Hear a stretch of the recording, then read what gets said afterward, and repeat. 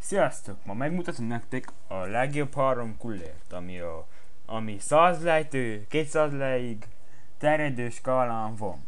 Kezdjük is először a Skytech Katana 3-assal.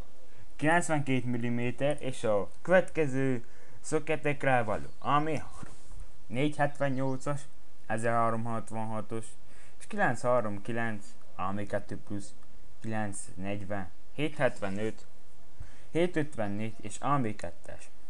A fordulatszám percenként 2300 és 2500 között van. A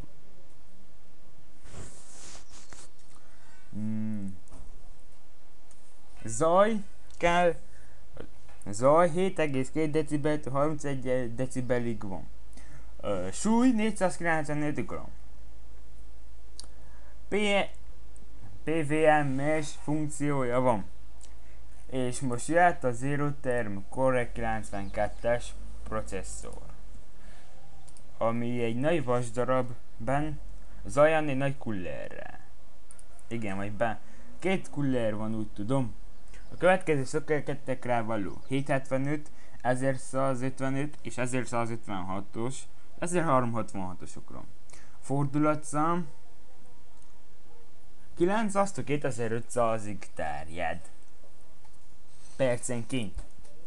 A zaj keltés 19,5 és 29,5 decibelig. Súly 470 g. 3 hit pipe-ja van. És most jöjjön az Arctic Cooling Freeze Extreme Revolution 2-es a következő szöketekre. 1155-ös, 1156-os, ami 3-as, 1366-os, 775-ös, ami 2 plusz, és 939-es. A fordulatszám percenként 800-tól 1500-ig terjed. A súlya 608 g. És részből van az alap. Sziasztok, kb. Ennyi volt mára. Viszlát következőkben.